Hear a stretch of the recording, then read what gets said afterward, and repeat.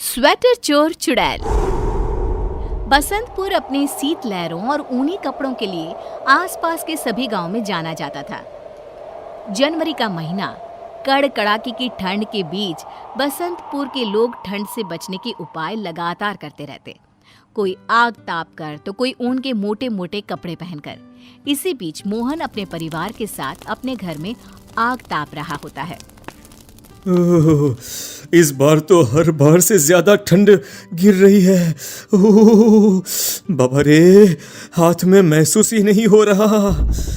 मेरे हाथ तो बर्फ हो गए हैं। तभी रसोई से चंपा वहां आती है। खाना तैयार हो गया है, चलिए सब खा लेते हैं। अरे चंपा, स्वेटर क्यों नहीं पहना तुमने? ठंड लग जाएगी ना तुम्हें। काम करते वक्त गर्मी सी लगी तो एक बार स्वेटर खोल लिया था। अभी जाकर पहन लेती हूँ, वरना ठंड की चपेट में आ गई तो फिर तो मैं गई। चंपा अपने कमरे में जाती है जहाँ उसने स्वेटर खोल कर रखा था, पर वहाँ स्वेटर होता ही नहीं। होती है तो दुर्गंध। हाय रे अम्मा, हमारा स्वेटर कहाँ चला गया? अरे ये दुर्गंध, बाप रे बाप, नाक के बाल ही चल जाए। सुनिए जी, हमारा स्वेटर नहीं मिल रहा। चंपा की आवाज सुनकर मोहन कमरे में आता है। अरे क्या हो गया चंपा? हमारा स्वेटर देखे हैं क्या आप? मिल ही नहीं रहा। ओहो, इतनी सी बात में इतना परेशान हो रही हो तुम? होगा यहीं कहीं पर। जाओ, जाके अलमारी से दूसरा स्वेटर निकाल के पहन लो, जाओ। चंपा जैसे ही अलमारी खोलती है, उसमें से सड़े मांस की बदबू आती है। अरे ये क्या भरकर रखा है तूने अलमारी में? इतनी दुर्गंध। चंपा अलमारी में देखती है, पर वहाँ भी कोई स्वेटर नहीं होता। इस स्वेटर कहाँ गए? किसने कर लिया स्वेटर चोरी? हे भगवान, अब मैं क्या पहनूं?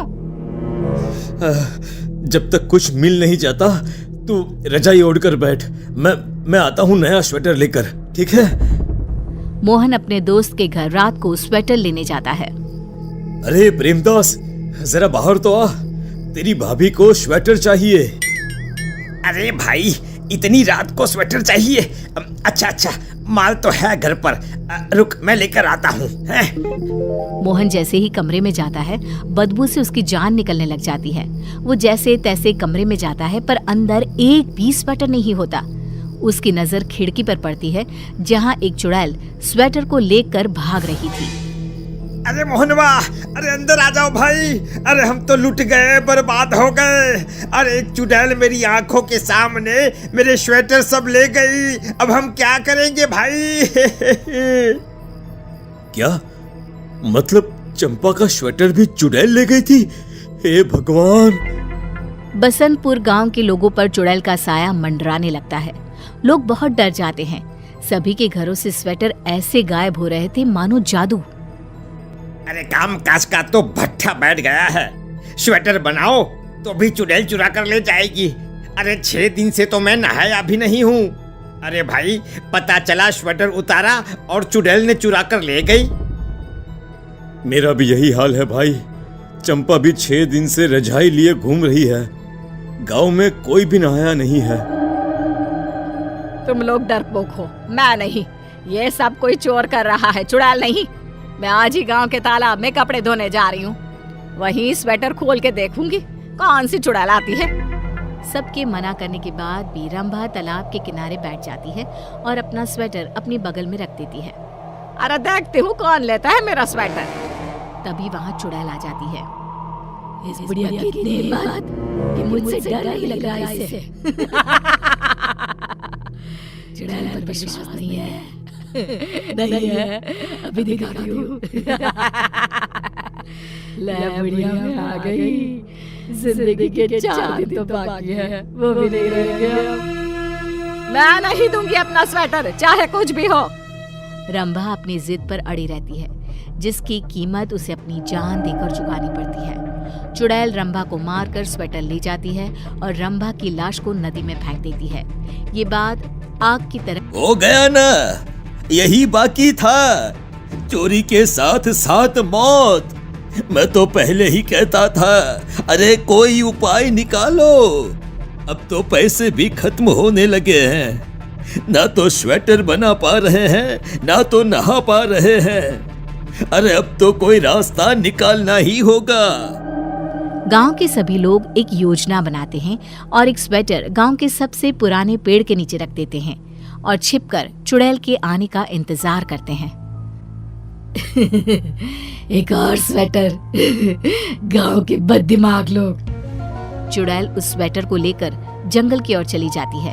सभी गांव वाले उसके पीछे पीछे जाते हैं, जहां वो लोग देखते हैं कि चुड़ैल गांव के सभी स्वेटर को एक गुफा में छुपाकर बैठी हुई है। तुम लोगों के कारण मेरा बच्चा ठंड से मर गया था। अब तुम लोग इस ठंड में कांपते बैठो। प्यारी को एक चुड़ैल बनने पर मजबूर किया है तुम लोगों ने। अब तुम लोगों को मारकर तुम लोगों के पहने हुए स्वेटर भी मैं चुराऊंगी। चुड़ैल की बात सुन सब गांव वाले जान जाते हैं कि वो कौन है और दोबारा गांव वापस आकर सभा करते हैं। अरे अरे ये तो हमारी प्यारी ही है। अरे पर वो चुड़ैल कैसे बन गई? मुझे पता है।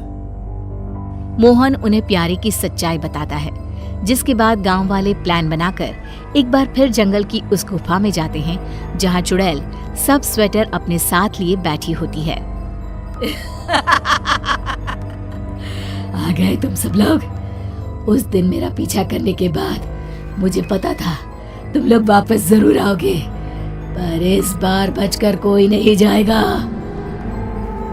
प्यारी, हम मानते हैं गांव वालों से गलती हुई है। तुम हमें सजा दो वो भी मंजूर है, लेकिन इस तरह अपने ही गांव वालों को मारना सही तो नहीं। वाह, मैंने तुम सबके घरों में काम किया और जब मेरे बेटे को एक स्वेटर की जरूरत पड़ी बस तो सबने ऐसे मुंह फेरा जैसे मुझे जानते ही ना हो। तुम सबकी वजह से ठंड से मेरा बेटा मर गया। जिस गांव के सभी लोग स्वेटर पहनते हैं वहाँ मेरा बेटा ठंड से मर गया और अब मैं तुम सबको उसी ठंड से तड़पा तड़पा कर मारूंगी, तभी मेरे बेटे और मुझे शांति मिलेगी। देखो बेटा, ये बदला लेने का सही तरीका नहीं है प्यारी। चिंटू की आत्मा कभी नहीं चाहेगी कि तुम ऐसा करो। हम तुमसे माफी मांगते हैं और वादा करते हैं कि कभी भी हमारे गांव में या आसपास के किसी भी गांव में कोई भी ठंड से नहीं मरेगा। गांव वालों के लाख नए तरीके से समझाने पर भी प्यारी नहीं मानती और एक एक कर सबके स्वेटर छीन लेती है, जिसके बाद कड़ाके की ठंड और कुछ भी गर्म पहनने के लिए ना होने की वजह से गांव में लोगों की मौत होने लगती है। बहुत हुआ। अब मैं इस प्यारी चुड़ैल की एक नहीं चलने दूंगा। प्रेमदास ठंड से कांपता चुड़ैल के पास जाता है। प्यारी बहन, देखो मैं तुम्हारा दर्द समझ सकता हूँ और मैं गांव वालों और अपने बर्ताव के लिए माफी भी मांगता हूँ। मेरा वादा है तुमसे कि आज के बाद हर साल जरूरतमंद लोगों को फ्री में स्वेटर बांटूंगा और तुम्हारे बेटे के नाम से ही बांटूंगा। लेकिन अभी तुम गांव वालों को उनके गर्म कपड़े वापस कर दो। सब अपने किए पर बहुत शर्मिंदा हैं और पछता भी रहे हैं। अब माफ कर दो बहन, माफ कर दो। प्रेमदास की बातों से प्यारी चुड़ैल का मन पिघल जाता है और वो गांव वालों को माफ कर देती है। गांव वाले प्यारी और उसके बेटे की आत्मा की शांति पूजा करवाते हैं और अपने वादे के मुताबिक सब काम भी करते हैं।